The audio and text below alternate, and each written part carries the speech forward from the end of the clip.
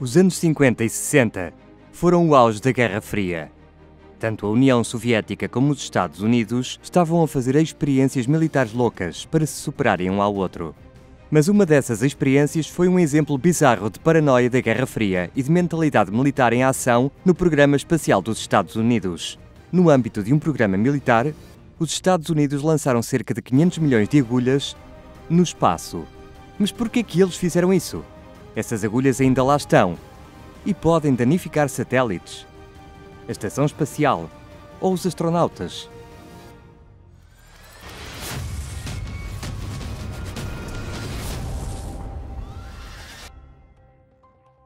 É um facto interessante saber que, durante o verão de 1963, a Terra, provavelmente, parecia-se um pouco com Saturno. Vamos dizer-lhe porquê daqui a pouco, mas vamos começar do início. No final dos anos 50, as comunicações de longo alcance tinham que ser realizadas recorrendo a cabos submarinos ou a rádio além do horizonte. Ambos funcionavam bem, mas nenhum deles era invulnerável. Os Estados Unidos da América sabiam que se os soviéticos encontrassem uma maneira de cortar os cabos submarinos ou atacassem um cabo telegráfico, os Estados Unidos só poderiam contar com transmissões de rádio para comunicarem no exterior. Mas havia outro problema. A ionosfera podia ser afetada por tempestades solares ou por uma arma nuclear de elevada altitude. Um exemplo disso foi a Operação Hardtack, uma série de 35 testes com armas nucleares realizadas no Oceano Pacífico. Uma das detonações atmosféricas destruiu a ionosfera sobre uma vasta área do local de teste e interrompeu muitas comunicações de rádio de alta frequência ao longo do Pacífico durante mais de 8 horas. Isso ocorreu porque os sinais de rádio de alta frequência deslocam-se refletindo a superfície inferior da ionosfera e podem viajar além do horizonte e em torno da curvatura da Terra. Ao destruir a ionosfera, interrompem-se todas as comunicações de rádio. Lembrem-se de que os satélites de comunicação ainda não tinham sido inventados. De repente, os Estados Unidos viram as suas comunicações para o comando e controlo das suas forças estratégicas sob grande ameaça. Um fracasso neste momento crítico seria óbvio. Mas os Estados Unidos elaboraram um dos planos mais estranhos e inusitados para ultrapassar este problema, envolvendo agulhas minúsculas. Um engenheiro chamado Walter Morrow, do Laboratório Lincoln do Instituto de Tecnologia do Massachusetts, com a ajuda de outros engenheiros, teve a ideia de, em 1958, criar um refletor artificial que poderia substituir a ionosfera. E pouco antes disso, tanto a União Soviética como os Estados Unidos mostraram a sua capacidade de colocar satélites em órbita de modo que naquele momento parecia uma boa ideia. Chamava-se Agulhas de Westford ou Agulhas de Projeto e mais tarde chamou-se Projeto Westford. Um plano conjunto científico e militar da Guerra Fria projetado para criar 2 anéis artificiais em torno do planeta, composto de pequenas agulhas de cobre em forma de bigodes que atuariam como antenas dipolo minúsculas em cobre. O Laboratório Lincoln propôs uma experiência para demonstrar as comunicações transcontinentais enviando transmissões full duplex entre terminais em Camp Parks, Califórnia e Westford, Massachusetts. Os minúsculos fios orbitantes atuariam como dipolos de meia onda e ressoariam a cerca de 8 GHz, exatamente entre as comunicações da área, que seriam transmitidas a cerca de 7.750 e 8.350 MHz. Estes fios de cobre eram minúsculos, com cerca de 1,8 cm de comprimento e 0,0018 cm de diâmetro. Mas os desafios para fazer isso naquela época eram assustadores. Antenas de ganho elevado, transmissores de alta potência e um número suficiente de dipolos de dispersão de energia teriam de estar presentes no volume do espaço onde os feixes de transmissão e recepção se sobrepunham no cinturão do dipolo. O projeto experimental do sistema operaria na banda X usando pratos parabólicos de 60 pés com antenas de ganho de 60 decibéis, transmissores de 40 kW e receptores de moduladores para lidar com os sinais complexos. E teria de haver pelo menos 480 milhões de dipolos na órbita terrestre média, cerca de 3.500 a 3.800 km acima da Terra. Colocar as agulhas de cobre no espaço também seria um desafio. A primeira tentativa foi feita com o satélite Westford 1 em 21 de outubro de 1969. Mas as agulhas não se dispersaram porque o mecanismo de ejeção dipolo dispensador não girou e não foi libertado nenhum dipolo. Mas em 9 de maio de 1963, o satélite Westford 2 carregou um dispensador de dipolo redesenhado. O cinturão do dipolo foi estabelecido e, lentamente, o dispensador libertou um anel de agulhas de cobre que aumentou 1000 milhas por dia, mas tinha uma largura de apenas alguns décimos de 1 grau. No entanto, apenas foram libertadas cerca de 120 a 215 milhões de agulhas de cobre. Mas terá este refletor artificial funcionado como se pretendia, agora que havia um anel de cobre à volta do planeta? Sim, funcionou. E a voz, dados e teletipo foram transmitidos regularmente entre as duas estações do projeto Westford na Califórnia e em Massachusetts.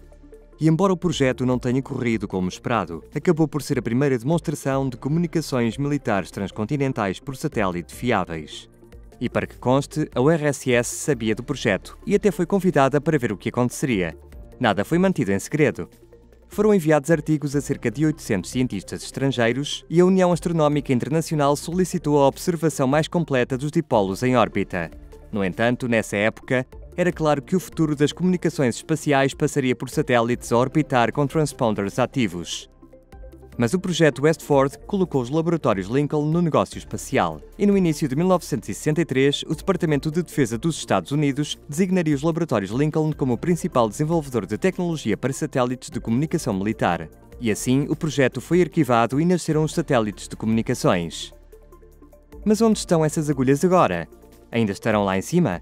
Poderão causar algum problema como o lixo espacial? Uma investigação da missão concluiu que apenas 25 a 45% das agulhas se dispersaram adequadamente e as restantes permaneceram em aglomerados. Muitas das agulhas deterioraram-se rapidamente devido à pressão da radiação solar, mas os aglomerados não se deterioraram. Graças a satélites avançados e a um estudo recente da NASA, descobriu-se que existem atualmente cerca de 46 aglomerados destas agulhas a flutuar lá em cima na órbita da Terra. Mas o que interessa é que eles estão na órbita média da Terra, longe de qualquer coisa como a Estação Espacial Internacional, que orbita a apenas 408 km acima da Terra. Então, esses aglomerados não são um perigo. Mas há mais coisas por aí, para além das agulhas espaciais, com que nos preocuparmos. Há imenso lixo espacial demasiado pequeno para ser rastreado, mas grande o suficiente para ameaçar futuros voos espaciais humanos e missões robóticas. Parte desse lixo espacial viaja a velocidades extremamente elevadas. Estamos a falar de mais de 25.266 km por hora na órbita baixa da Terra. Cerca de 10 vezes mais rápido do que uma bala. O gabinete do Programa de Detritos Orbitais da NASA tem estado a rastrear todo este lixo espacial. E neste momento há mais de 27 mil pedaços de detritos orbitais a serem rastreados pela Rede Global de Vigilância Espacial do Departamento de Defesa dos Estados Unidos, ou sensores SSN. Em 1 de janeiro de 2021 havia 6.542 satélites em órbita e apenas metade desses satélites estão ativos. Mesmo os fragmentos mais pequenos podem causar grandes danos, incluindo porcas e parafusos perdidos, partículas congeladas de combustível de foguetão e até mesmo pequenas manchas de tinta, pois obrigaram a NASA a substituir vários para-brisas danificados dos antigos vai-vens espaciais. De facto, as estimativas atuais sugerem que há pelo menos 500 mil de pedaços de detritos espaciais do tamanho de um berlinde e 100 milhões de pedaços de lixo espacial do tamanho de uma bola de softball. No entanto, apenas 27 mil peças estão a ser rastreadas. A Estação Espacial Internacional teve de realizar 29 manobras evasivas diferentes desde 1999 para evitar ser atingida por lixo espacial, 3 delas em 2020. Mas em 12 de maio de 2021, a NASA e a Agência Espacial Canadiana notaram que havia um buraco na secção do braço e manta térmica do Canadarm2. Não ajuda que alguns países, incluindo os Estados Unidos, tenham decidido a explodir os seus satélites com mísseis para testes militares. De facto, a Índia explodiu um dos seus satélites em 2019, espalhando 400 fragmentos de detritos espaciais perigosos. Mas o que acontece quando o lixo espacial voltar à Terra? Há algumas peças que são grandes o suficiente para sobreviver à reentrada no planeta e têm acontecido alguns episódios assustadores desde que começámos a colocar satélites em órbita. Por exemplo, em 21 de janeiro de 2021, uma parte de um módulo de assistência de carga conhecido como PAM-D reentrou na atmosfera no Médio Oriente e o invólucro do seu motor em titânio, que pesa cerca de 70 kg, caiu no deserto da Arábia Saudita. Além disso, também temos o recente foguetão propulsor chinês Long March 5B, que reentrou na atmosfera da Terra sem controlo e choveram detritos numa aldeia na Costa do Marfim. E agora, a China está a colocar agressivamente mais módulos em órbita para completar a sua estação espacial. Isso significa que haverá mais propulsores como o Long March 5B a cair na Terra e, a menos que a China mude a forma como opera, a probabilidade de alguém ser ferido por um pedaço de foguete propulsor irá aumentar. Por falar na China, um dos seus satélites foi atingido por um pedaço de foguetão russo em março de 2021. Esse satélite, o Yunhai 102, foi atingido por um pedaço de um foguetão Zenit 2. Depois, avariou-se e dispersou-se na atmosfera. Mas não é só a China que tem problemas com o lixo espacial a cair na Terra. Em março de 2021, um foguetão SpaceX fora de controlo reentrou na atmosfera terrestre perto de Seattle, Washington, Estados Unidos da América. Surpreendeu os moradores ao iluminar o céu noturno e caíram pedaços de foguetão na propriedade de um fazendeiro. Isso aconteceu porque o motor no segundo estágio não disparou para o fazer aterrar com segurança. Definitivamente, ainda não vimos o último acidente com lixo espacial e, felizmente, nenhum astronauta ficou ferido. Mas pode acontecer um dia. O espaço ficará cada vez mais lotado e é certo que precisamos de ideias para limpar a quantidade de lixo perigoso no espaço. Tendo isso em mente, gostaríamos de perguntar aos nossos espectadores como é que limparia todo esse lixo no espaço. Diga-nos o que pensa nos comentários. Obrigado por assistir.